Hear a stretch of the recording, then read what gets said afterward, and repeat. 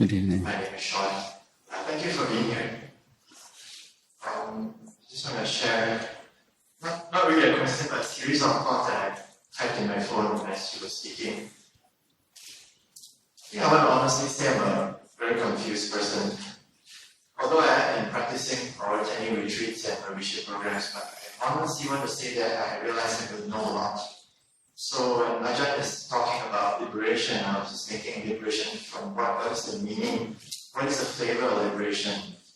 And I was reflecting upon myself and my life, and I realized, is it important to stick to beliefs, or is it important to know what is more important?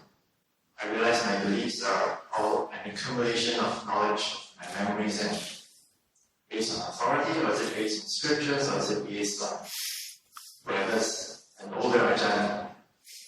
Or is it hearsay, or is it I follow the crowd, or my community, or my Buddhist community, or do I investigate and know myself? What if I get Alzheimer's one day and I lose all this memory, but I still have that wisdom? This is more important. I also ask myself, I seem to have this preoccupation about being good. And I also hear that among my friends and families and in my community.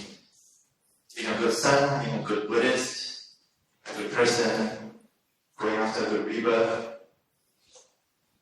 Is this what's important for us? Being good, doing good, acting good? And I think maybe that's enough, and I'll just answer as we have a short time. Yeah, I just pick up on this word "good" for a while because it's again one of these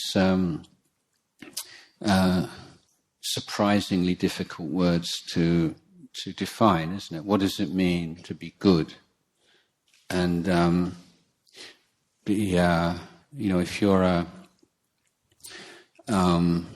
so I've been using bank robbery as a example a number of occasions today. If you were a bank robber, and you'd probably try and be a good bank robber, wouldn't you? So your idea of good would probably not be the same as the view of all the people who had money in the bank. So, what does it mean? Say, well, all religions tell us to be good. What is that a meaningful statement? What does that really tell us? In short, I would say that we can only have a clear idea of what good means when we have decided what is best. Okay, and then the good is that which inclines towards the best. Okay? So the best or the highest or the goal. So in Buddha Dhamma, then the highest goal is nibbana, or liberation from suffering and all defilement.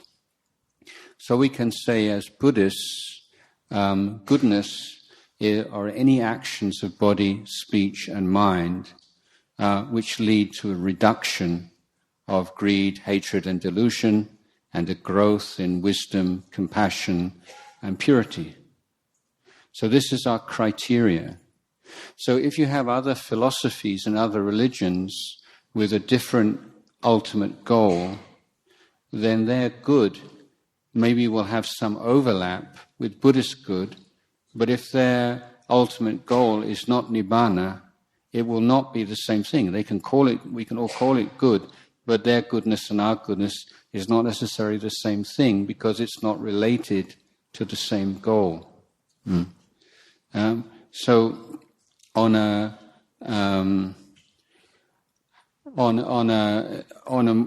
coming down a bit, so we are expected as what does it mean to be a good son? So that this is an intermediate goal, and then once we have our ideal, then we try to act in ways which are in harmony with that. But I think that in Buddhist psychology, we're always trying to move away from the sense of the person to the action. So for instance, one way of talking about difference between Eastern cultures and Western culture is the difference between a shame culture and a guilt culture. So like the West, very much guilt culture. It's very difficult for people from Asia to really understand the nature of guilt. If you speak with a Western person about it, it's kind of weird, kind of, it sounds like a mental disease, really. But to simplify this, because I did a bad thing, I'm a bad person. That's got the essence of it. I'm such a bad person. I'm so much worse than you know. Why? Because I did all these bad things. So this is the sense that bad actions mean bad person. But in the Buddhist, like we say, bad actions mean bad actions. There's no need to create this idea of a bad person and make it more complicated than it needs to be. Now this movement away from like nouns to verbs is really very much part of the path of wisdom. To give a secular example, and I think some of you may have heard. Forgive me, I can't remember the name of this scientist, but she's done a lot of research on the idea of being smart. So, in one example, a number of students from Harvard, I believe, were given a psychological questionnaire about how they perceive themselves, and smuggled into it is just one question they really want to ask: do you consider yourself smart? Okay, and then they had all of these students go into another room where they were given a sort of IQ test, but it was made very easy for them to cheat, and so there were hidden cameras. And so they wanted to see how many of these students cheated, and then to correlate it to whether or not they believe themselves to be smart. And there's a big correlation, a very clear correlation between students who believe themselves smart and the ones who cheated. You see, because once you take smartness or intelligence as a quality, as who you are, I'm a smart person, then all kinds of negative consequences arise. One is that testing becomes not just a test of your knowledge, it's a test of who you are. Test, are you really who you say you are? Are you really smart? Because if you're really smart, you should get good marks in it. So there's a lot of, anytime people who believe they're smart are tested, they have much more stress than people who don't feel that, because it's who they are. And so there's that much more temptation to cheat. They also find it very hard, much harder to recover afterwards if they don't do well in tests. Also, if you're very invested in smart, it reduces your creativity, because when you're creative endeavors, it may be 99 times wrong before you get one time you're right. So if you're invested in always being right, and on being right as a proof of being smart, you don't want to take those kind of risks so much. So what this research pointed to is that when you praise children, for instance, you don't praise, oh, you're so smart, oh, you're so intelligent, and because this is actually not good for the child. But if you're very precise and you praise the child's effort, see? So it's an action, it's a verb rather than a state of being. Okay? So you say, oh, you must have put so much work into that. It's really, that's really paid off. So when a child is tested, it's a test of how much effort and how wise an effort is put into preparation. And if the child doesn't do well, then his conclusion is, I didn't put enough effort in, or I didn't put the right kind of effort in. So it's not having any impact on his self-esteem or self-respect or self-image. So this is a kind of a roundabout answer to your question, isn't it? But the point being that it's not like to be a good person or a good Buddhist or a good this, but devoting yourself to good actions.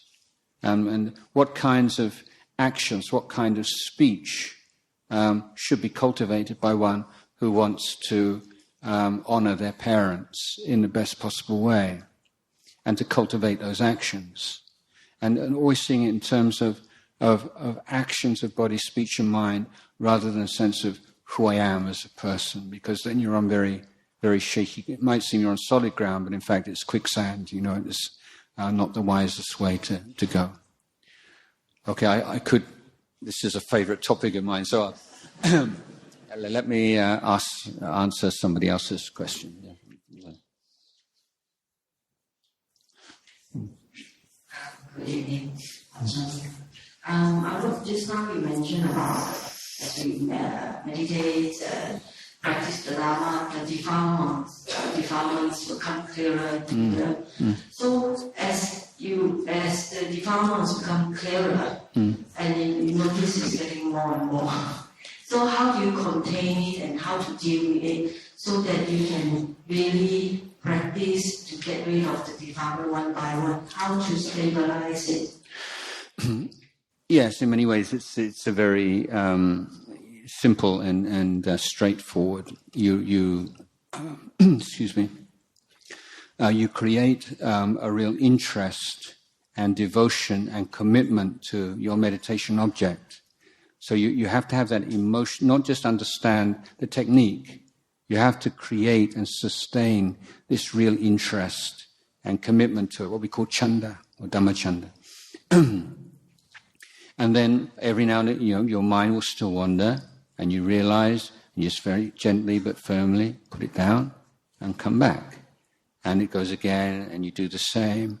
And at this point, the dangers are boredom, discouragement, all these things. So these are the second level defilements. So maybe you have indulging in some kind of memory or imagination. So that's one level of defilement. But then when you put it down, a sense of weariness and doubt, and is this really worth it? I'm just wasting my time. This is the fifth hindrance, or the sense of I'm bored doing this, or it's just too hard. And just that sense of aversion, this is a second hindrance. So you're getting two levels of hindrance arising. But if you say, yeah, it's okay, just put it down, come back, put it down and come back. And the more you do it, the easier it becomes.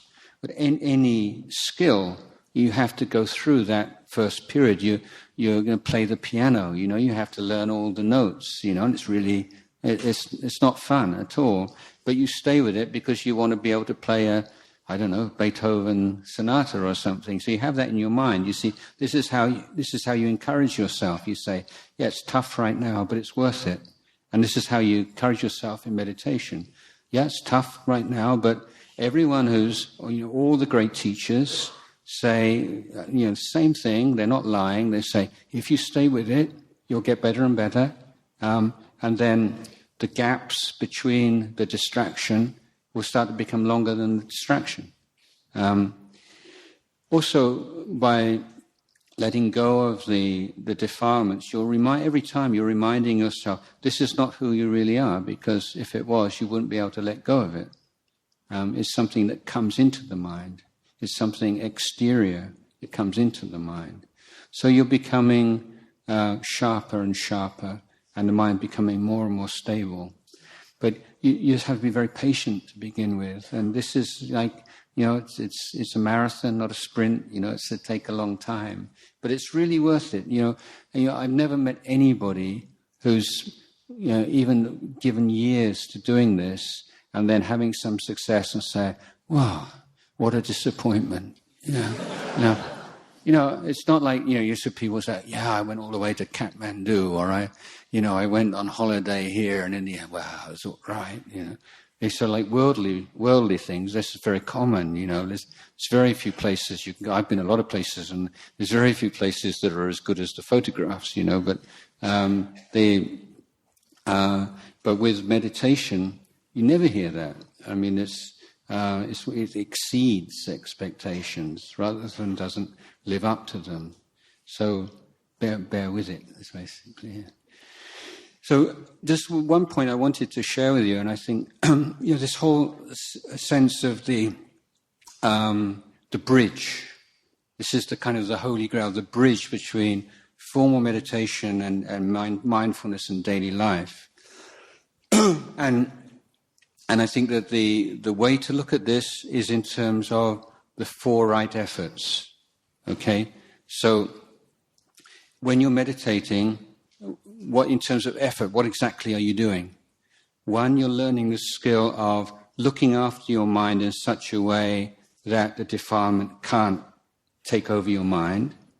But as that's you're not going to be very successful at that to begin with. So you need a second effort, is that when defilements do take over your mind, you know how to let go of them. Thirdly, you're trying to create and to bring and to instill in the mind the enlightenment factors, the 7 bojjhangas. And fourthly, when these enlightenment factors of mindfulness and piti and so on have arisen, you're developing the skill to look after them and to develop them further. These are 4 right efforts. So in daily life, you're driving to work, or you're at work, or you're with family. How do you practice? When it's you can't be with your breath. So what do? Your practice is, how can I prevent defilements arising in my mind right now? So let's say when you drive to work, maybe you tend to get irritated with people who drive in a very selfish way or inconsiderate way. So this is your goal. Yeah, I'm going to drive to work and I'm going to try and look after my mind in such a way that I don't get irritated with people who drive in a selfish, careless way. So you can, in each different part of the day, your first intention is to look after your mind, and you say, yeah, this is the kind of defilement that usually comes up in this time of day, or in this. So how can I get through this time of day without that happening? Or in the occasions when it does happen, then how can I deal with it skillfully? So what are the wholesome qualities that I could try to develop?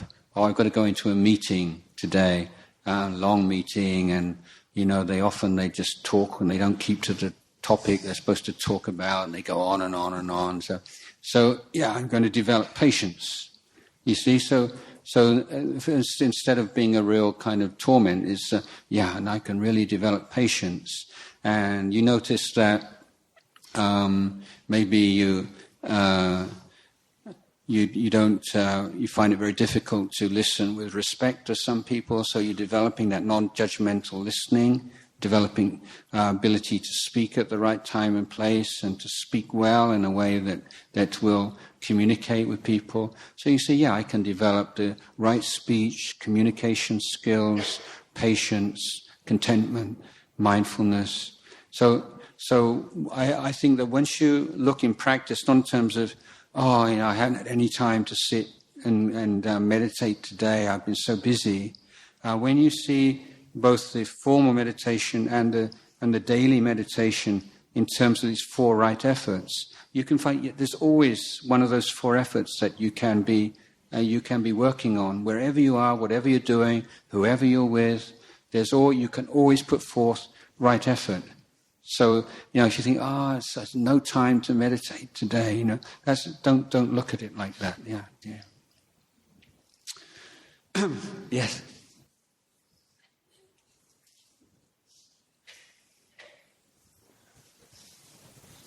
Ajahn, at the beginning of your talk, you talked about living in community and the attachment to view and conceit.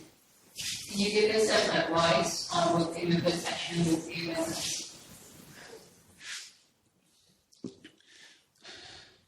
Yeah, well, some people are just so, sure of themselves, that then they need to, they have there's a mantra for them. So you have to, if you're someone who's tend to be overly confident, then you have to be reciting in your mind, maybe I'm wrong, maybe I'm wrong, maybe I'm wrong. And if you're one of these kind of timid people, you don't dare say anything because you think probably people laugh at you. You say, maybe I'm right, maybe I'm right, maybe I'm right. And really, it's a good way of thinking.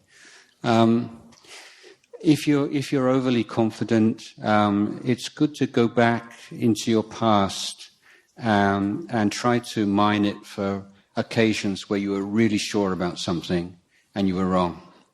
And to have that as like something that you can bring to your mind, like an antidote, when you feel you're getting very uptight about something.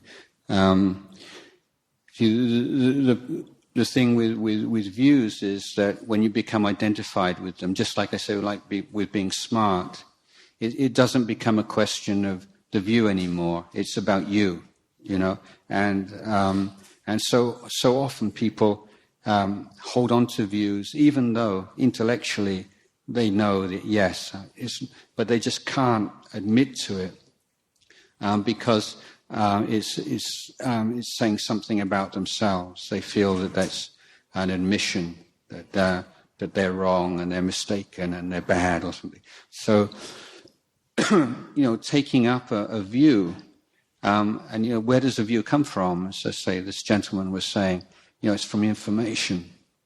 Start off with information that you've heard, you've read, you've studied. But how can you be 100% sure that the information on which you base your view is accurate, is correct? Well, not 100%. You can't. And even if you are very confident that the information that you have is correct, can you be sure that it's all the information that you need?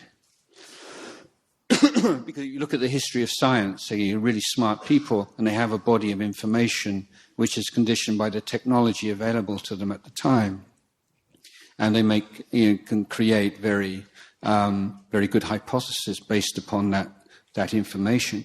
But you get new technology, more information, and the theory has to change to accommodate the information. So it wasn't that they were incorrect. Given the amount of information that they had, that was a very intelligent hypothesis. But this may be, and so with science we can't tell. As technology increases, then we're constantly having to rejig the theories and hypotheses to explain it. So, and our own blind spots and our own defilements that come into. So observing this and seeing, it's. I stand by this. This is my view right now, but, I could be wrong. I'm willing to stand up and explain why I think I'm right. I'm not going to just let anybody push me over. But at the same time, there has to be that little bit of humility and say, maybe I'm wrong. And having that kind of flexibility and that, again, it's that sense of, as a Buddhist, as being a learner, of being someone who's studying and learning about life and learning about being alive, and taking joy in that learning and growth rather than taking fixed positions and protecting them and sort of creating a stone wall around yourself. Excuse me. Yes. How to apply that to Buddhism? So how can you apply that to Buddhism in the sense, how can you avoid arrogance when, for example, you listen to somebody believing in another religion? You feel very, in Buddhism. And then you hear someone else believing in another religion. Okay, of course, you try to respect the person, but in inside, you think, I think I'm right. Yeah. In a way you have answered to the questions before, but sometimes it's difficult when you believe in so much in something, and it's easy. The wisdom, and then you see something else, and maybe that's a little bit superficial. Yeah. Sometimes I find it a little bit difficult. Yeah, again, it's not. Excuse me. That kind of judgment is fine. That when you are, as Buddhists, obviously we we're more convinced that the Buddhists got it right rather than some other religious leaders. But the point is, here we're talking about that identification with it, and when people find it absolutely intolerable that people still hold on to these views, even though it's so obvious that they're wrong. Why can't they see? Why can't? And this that all the negative emotions that arise. But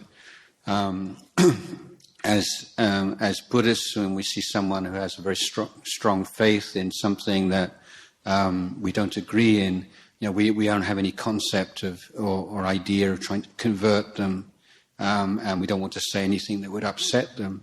And it's like a Buddhist monk, for instance. I'm not allowed to teach somebody who doesn't ask to be taught. I can't just go up and knock on your door and give you the good news about Buddhism. Or I literally I can't teach you unless you really want to be taught. This is one of the reasons why I have this kind of uniform, so this is someone who knows something about it. You can ask me. But I found in talking with people from with other religions, whether it's Christianity or Islam, that it's difficult. But you're saying, for instance, are you like the best possible Christian that you could be? Well, of course, somebody would say no, of course not. So I say, what exactly is it, do you think, that prevents you from being the kind of Christian or the kind of Muslim that you think you would like to be or you should be? And then people will say, well, I got a bad temper, or I get very greedy sometimes, and I'm very... And then you see, now you're into the real world of defilements and working with defilements. And you say, well, this Buddhism's got some really good teachings for dealing with that. So it's not like a sneaky way to convert someone to Buddhism. No, but it's helping someone to be a better Muslim or a better Christian. And I think that that's something that as Buddhists we can offer people, because Buddhism has the tools. This is my frustration in growing up in England or something, that it seemed to me the religious teachings are telling you should be like this. And you say, okay, I turn the other cheek and all these kind of things. Yeah, that's good, I like that, but I can't do it. So what do I do now? And there's nothing there, and there's no practical link between where you are now and where the religion is telling you should be. And this seemed to me a major cause of this guilt culture, that people, you're not able to live up to the standards that you're encouraged to uphold.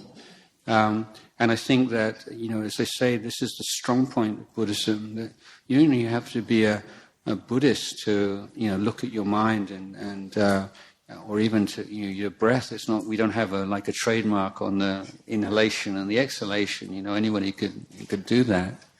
So I like the idea of Buddhists as having skills and tools that, if members of other religions are interested, that we can share with them without threatening their beliefs at all. Yeah.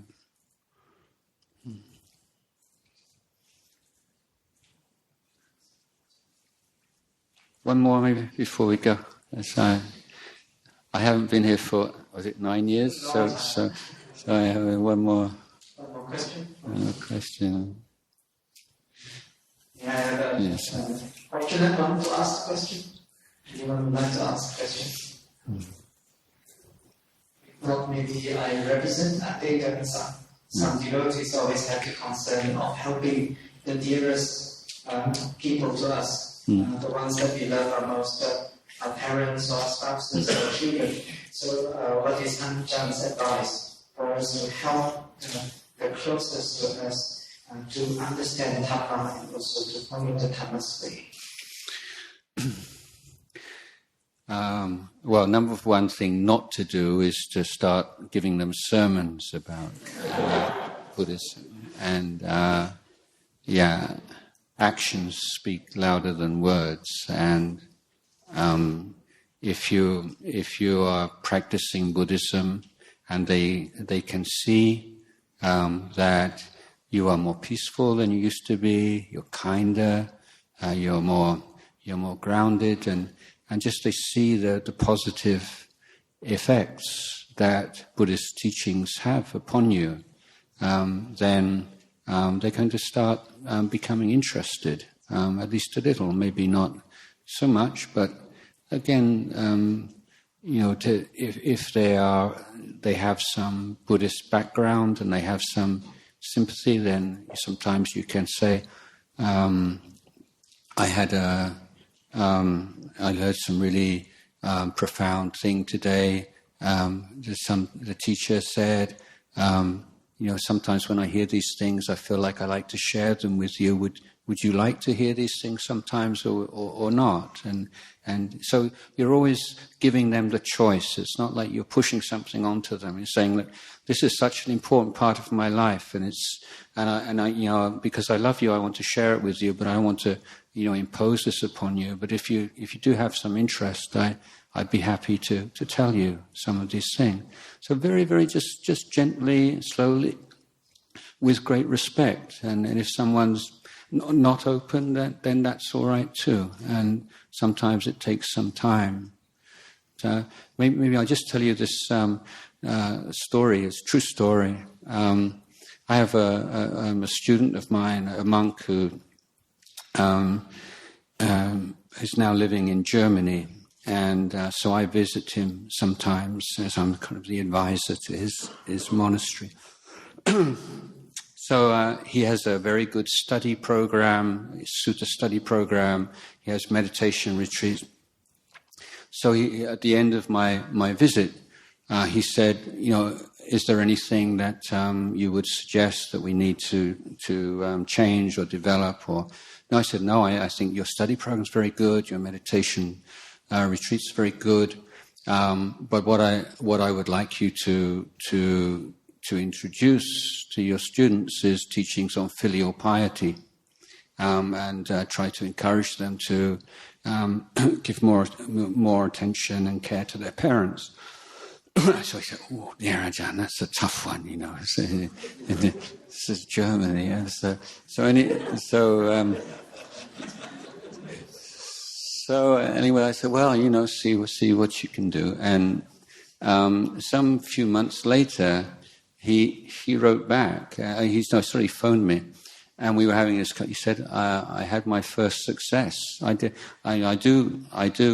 take on board what you tell me. So one of his closest disciples, a young woman, she heard that I made this request, and so she took it seriously.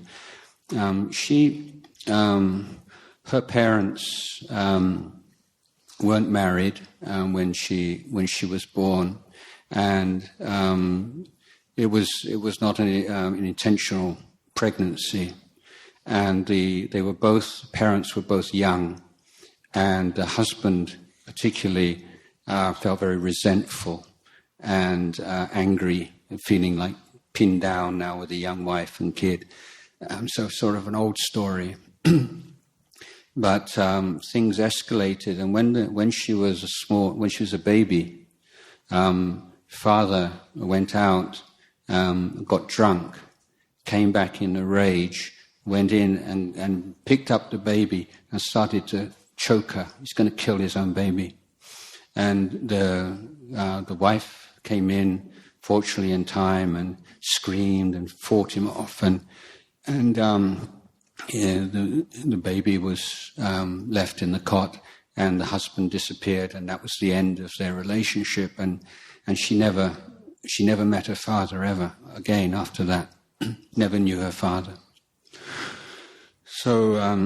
So she's the one who decided to get in touch with her father, who almost killed her when she was a baby. And so she did. She Googled and tried to find out where he was and whether he was still in the city. And eventually she got an email address and wrote to him and said, I'm your daughter, and I wonder whether you would be interested in some correspondence. They started to correspond, and this increased over some time.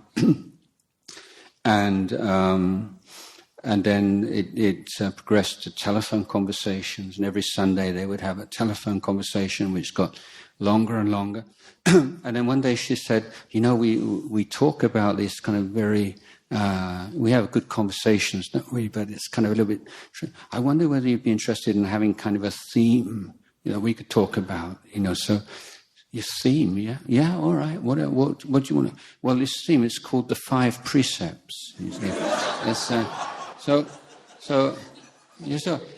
I thought we could talk about like one a week. Would you? He said, yeah, okay, why not? So she started teaching the 5 precepts one a week, and eventually they got together and had a meal together, and finally he's going to take her to the monastery. She's going to and by this time his life had changed, and he'd become quite a successful businessman in building supply company. And he got to the monastery, and they're doing some renovations. He said, what are they using? That's really low quality. Yeah, I'll see to this. And so he volunteered to help with the renovation of the monastery.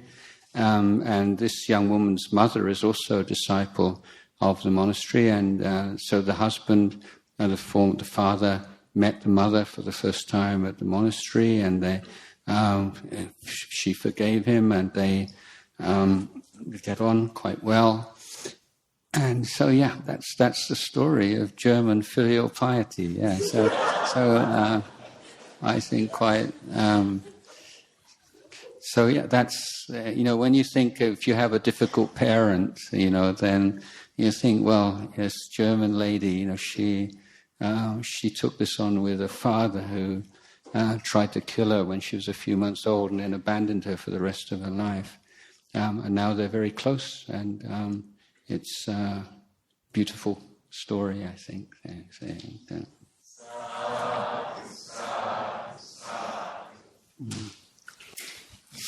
Ajahn, for that very inspiring evening. I'm sure many of us are beyond words in terms of gratitude and appreciation. Just a show of hands, how many people feel happier having attended this session? Very good Buddhist. That's the definition of goodness, leaning towards what is the best. And I think tonight we had one of the best, one of the clearest talks on Dhamma for a long time. It is profound, it is in its simplicity. Dhamma need not be very complicated or sounds very sophisticated. It could be as simple as what Ajahn gave us. The practice of sila or morality is Mahathamma, is the great gift towards the world. The world is lacking in safety, and if we just give our precepts as the basis of practice, not only we give the world safety, but we ourselves feel very confident and safe, and in it is the seeds of wisdom and insight into Dhamma. So I think we are all very thankful to Ajahn, and we hope that he will come back more often to give us this kind of illuminating teachings that we need. We also wish Ajahn advance birthday, happy birthday in advance, and hope you enjoy the special gift that you are going to give yourself. And I think in Malaysia, throughout Singapore, Thailand, everywhere, where your followers and disciples are, they are also wishing for your happiness, for your success, for your well-being, for your safety, Ajahn. Because you are very important to many people, including all of us here at Nalanda. The Buddha once said, Kilaku Purisa Chanamu Nasu Sabata Jayati. A person who is wise and well practiced. They are not born in every family. I don't know about your family. My family, we don't have wise, not yet. They are not even born in every village or even every other province. But whenever a wise person is born, that community thrives happily. They are joyful, they are peaceful, they are purposeful. And Ajahn coming to Nalanda for many times. I know it's a very great honor because once one of the Kapiyan that followed Ajahn to Nalanda told me in private, he said, Ajahn seldom travel to the same country twice. What more to the same center twice? But we have done this greater honor and greater service than coming twice, Ajahn, and we hope we can come back again and again and again and again.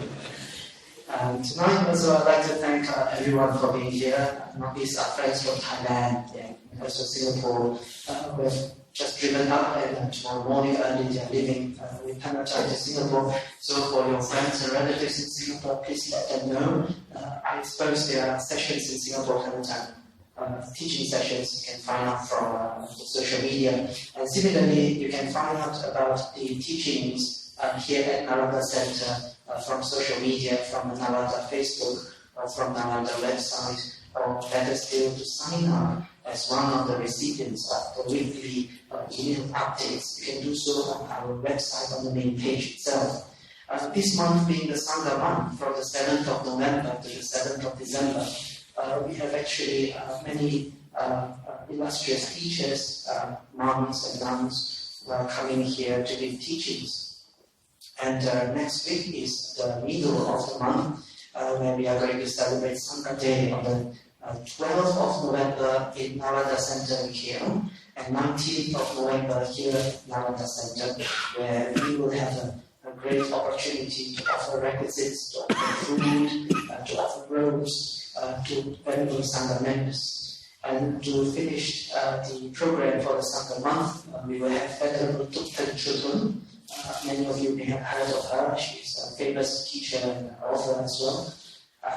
She'll be staying here. She has been invited to Malaysia by some Buddhist groups, and they have chosen to place her at Nalanda Centre. Maybe our food here is better, the crowd here is more appreciative of Dhamma, and you can see so many people genuinely interested to learn. So Venerable Thupten Children is going to give 3 consecutive nights of class. So do find out more from the social media platform or from our website. And tonight I'd like to thank everyone for being here, not least our senior Nalandian Acharya Vijaya is here with Auntie Amita. Thank you for coming, Acharya. And also we have Acharya Siamchan family is also here. Thank you. And for all of you who have braved the rain, the traffic, and Friday, thank goodness it's Friday, because we can all listen to Dhamma with a lot of relaxed mind, relaxed body. So with this, we'd like to again thank everyone, and especially to thank Ajahn for gracing Malaysia, and also to thank those who have invited Ajahn to Malaysia. This time, Ajahn didn't come at Nalanda's invitation. Not that we didn't want to invite Ajahn. I invited Ajahn many times. He has been working on a project, very important project, to collect the live biography, the works, more importantly, the teachings of Ajahn, the teachings of Dhamma, especially through the forest tradition. And the book is finally out, and we are very happy to also get permission from Ajahn to reprint those books in Malaysia. So last Vesak, we reprinted Ajah's excellent book on Theravada Buddhism. It's called Without and Within. We still have copies available, please ask for them. And this year we dedicated the printing, usually we do from May to July. This year we printed Ajahn Buddhadasa's booklets, reprinted all of them in the process of doing more. But next year we have gotten permission from Ajahn Jayasaro to print some of his works, and probably also to compile some of his longhand writings, some of the very good sayings, good sayings, for the benefit of Malaysian Singaporeans as well as Buddhists throughout the world. And we're also going to do some of the translations, hopefully, because one of Ajahn's very strong feeling is to help the growing Buddhist community in India, and we have been tasked with doing that as well. And Nalanda has been doing faithfully over the years, and we have started some programs, and some of the books we hope to get to be translated into local Indian languages and vernacular, and to be distributed fully through India. So these and many more. So I invite everyone to come and join this burgeoning community as well as the movement. You can see in Malaysia there's a lot of interest. You can see around a lot of young faces. If you admit yourself as young, there is a growing need, and there is a growing feel and interest towards this Dhamma. So we hope Ajahn and also other monks from the forest tradition can grace our shores in Malaysia more often and give us something that we can lean towards, something that is good, that leads towards the best. So please join me in rejoicing in this very rare gathering, very auspicious night, by saying resoundingly Sadhu.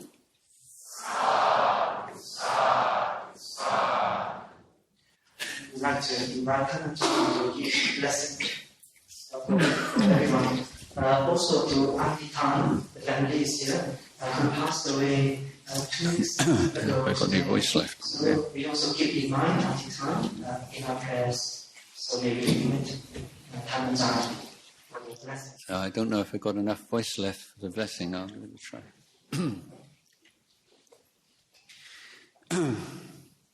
Yatha varivaha pura paripurenti sagarang evamevaito thinnang petanang upakapate ichitang matitang dumhang kipamiwa samiccato sapphe porentu sankapa Janto pannaraso yatha manichotiraso yatha sabhitiyo vivachanto sabharoko vinasato mate movatvantarayo sukhi thikayuko bhava abhivadanasīlissa niccang uddhapacayino cattaro dhamma vadhanti Ayo wano sukhang phalang.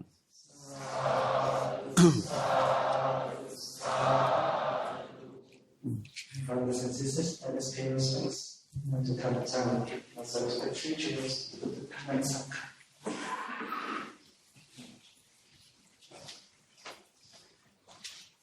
Buddhang vandhami bhante Dhammang vandhami bhante Sanghang vandhami bhante